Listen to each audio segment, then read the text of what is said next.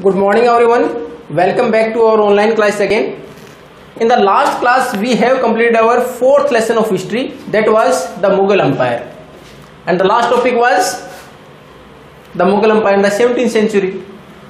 And then after 17वीं शताब्दी में मुगल साम्राज्य किस प्रकार का था और उसके बाद किस प्रकार there was a decline in the power of Mughal empire, कि जो मुगल एम्पायर था, मुगल साम्राज्य की पावर जो भी समृद्धि थी किस प्रकार कम होती चलेगी.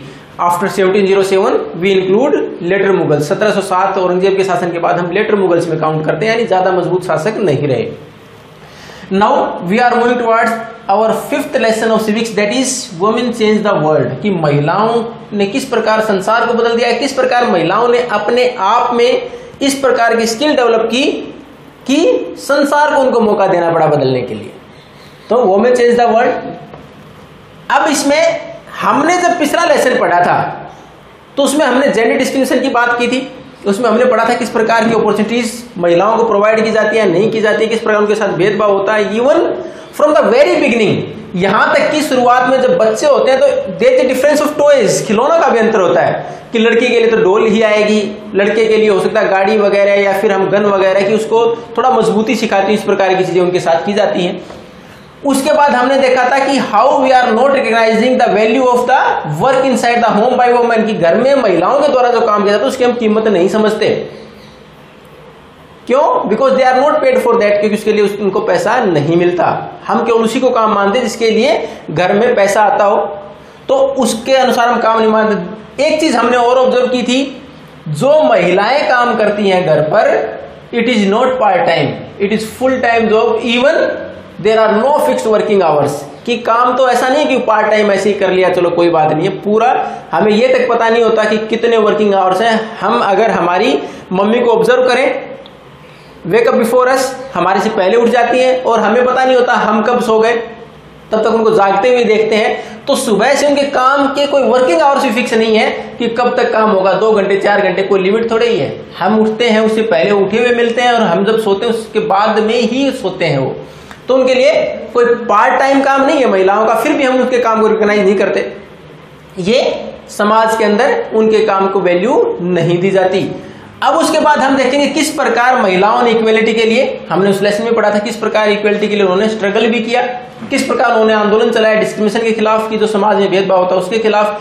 किस प्रकार एजुकेशन और महत्वपूर्ण भूमिका निभाती है किसी भी व्यक्ति को आगे बढ़ने के लिए, और खासकर महिलाओं को अगर अपॉर्चुनिटीज प्रोवाइड की जाए तो किस प्रकार उनके लिए वो अच्छी साबित होंगी. तो इन सारी चीजों के बारे में we are going to discuss through different examples. आगे हम बहुत सारे एग्जाम्पल्स के साथ पढ़ेंगे.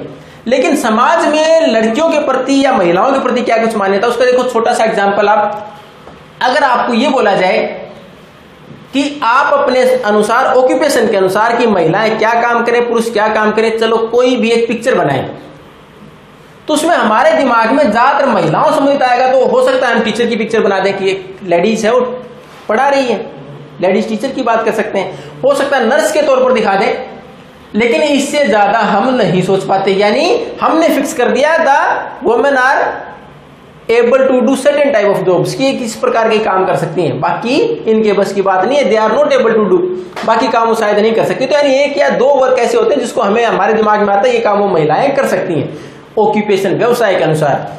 दूसरी तरफ अगर हम पुरुषों की बात करें तो बाकी हम सारे फील्ड उनके लिए ओपन छोड़ देते हैं, चाहे वो डॉक्टर है, चाहे इंजीनियर है, चाहे हमारे पास आर्मी ऑफिसर्स हैं, चाहे हमारे समाज में बाकी ऑफिसर्स हैं. तो हम बाकी सारे काम क्या पुरुषों को उसके अनुसार मानते हैं. अब देखो इसमें कॉमन चीजें अगर हम बात करें कि किस प्रकार का भेदभाव है, तो आपकी क्लास में एक एग्जाम्पल दे रखा है कि जब क्लास में पूछा गया, आपको कुछ ऑप्शंस दिए गए कि यू हैव टू आइडेंटिफाई और you have to make a image accordingly. आपको जो नाम दिया गया उसके अनुसार इमेज बनानी है, या आपको एक पिक्चर बनानी है. आप देखते हैं महिला की बनाते हैं कि पुरुष की बनाते हैं. तो उसमें देखा गया कि आपको एक ऑप्शन दिया गया फार्मर.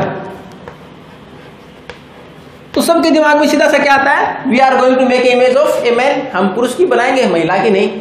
जबकि ग्रामीण परिवेश में, in the rural areas, most of the work inside the farms और fields are done by women, की लगभग 80 से 85% तक, 80 to 85% women are working inside the field also, खेत में भी काम करती है। लेकिन जैसे ही फार्मर के बारे में हमें बोला जाए, हम सीधा किसी पिक्चर बना देंगे, पुरुष की बना देंगे।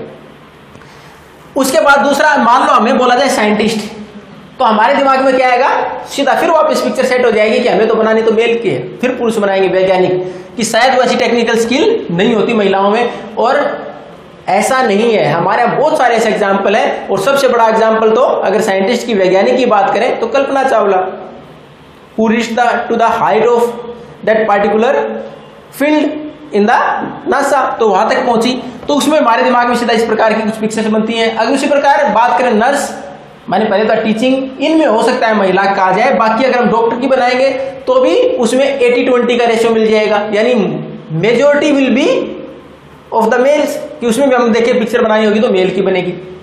डॉक्टर की, इंजीनियर की, ट्रेन ड्राइवर की, जितने सारे ऑक्यूपेशन से हम ज्यादातर इसमें क्या करते हैं, इस प्रकार के, कि हम मानते हैं कि महिलाओं के लिए कुछ ही जॉब फिक्स हैं।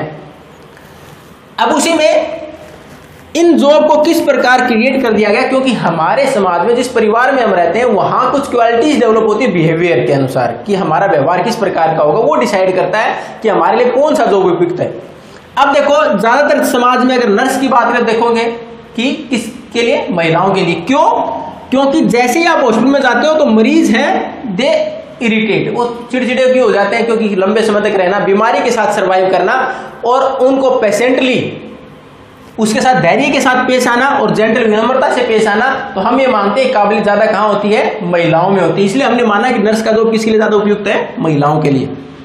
उसी प्रकार अगर आर्मी ऑफिसर की बात करें तो हम मानते हैं तो उसके लिए तो स्ट्रॉन्ग और मैस्कुलिन, कि थोड़ा सा ताकतवर, मजबूत होना चाहिए, तो हम वहां किसके लिए सोचेंगे कि वहां तो पुरुष हो। उसी प्रकार साइंटिस्ट की बात करें तो हम ये मानते हैं, एक तो हमने एजुकेशन की सुविधाएं नहीं मिली, तो they can't achieve those technological level, तो जो टेक्नोलॉजिकल लेवल से शायद महिलाएं वहां तक नहीं पहुंच पाती, हमारा दिमाग में भी ये चीज जाती है, they are not able to hold those qualities of technology, शायद वो तकनीक की सुविधाएं नहीं ले पाती। इसलिए हमारे यहाँ इंजीनियर वगैरह की बात करें तो टेक्निकल स्किल्स की बात करें तो भी हम पुरुष को उसमें प्रेफरेंस देते हैं। और ये सारा एक वर्ड पढ़ा था हमने, स्टीरियोटाइप। स्टीरियोटाइप, ये स्टीरियोटाइप क्या होती है, अवधारणा, यानी किसी के बारे में पहले से समाज में धारणा बना लेना, और वो भी किसके बारे में, फॉर ए पार्टिकुलर ग्रुप, किसी एक के लिए नहीं, इंडिविजुअली नहीं देखते इसमें, individual quality is ignored. Stereotype में क्या होता है, प्रत्येक व्यक्ति क्वालिटी को इग्नोर कर दिया जाता है। It is seen as a group, एक ग्रुप में देखते हैं हम। जैसे महिलाएं पूरी तरह से देखते हैं कि हमारे यहाँ जेंटल और ये पेशेंट, हमने वर्ड इस्तेमाल कर लिया, क्या आर्मी ऑफिसर नहीं है क्या महिलाएं आज हैं, क्या साइंटिस्ट नहीं है क्या, डॉक्टर नहीं है क्या, कौन सा फील्ड ऐसा है जहां की उनकी अप्रोच आज के समय पर नहीं है। लेकिन हमने स्टीरियोटाइप क्या बना ली कि they are able to do certain type of jobs. तो हमारे समाज में शुरुआत से ही हमें जिस प्रकार हमारे बिहेवियर को गाइड किया जाता है, जिस प्रकार हमारे से उम्मीद की जाती है कि लड़के आगे अर्निंग के लिए काम करेंगे, लड़कियों को तो यहां तक कि स्टीरियोटाइप के अनुसार एनकरेज किया था after certain period of time, after certain level of education, कि कुछ समय के बाद या कुछ शिक्षा प्राप्त करने के बाद दे आर इंस्पायर्ड और फोर्स टू मैरी, कि उनको शादी के लिए किया जाता है कि सर्टेन आपकी इतनी एज होगी, अब शादी लायक हो गए बस। तो उसके लिए इस प्रकार की स्टीरियोटाइप से they didn't get the proper support from the family, परिवार से पूरी तरह से उनको सहायता नहीं मिल पाती टू डेवलप देयर स्किल्स, अपने स्किल्स को डेवलप करने की, और to get a job which has higher earnings, या उस जॉब तक पहुंचने की जहां की अर्निंग अच्छी हो।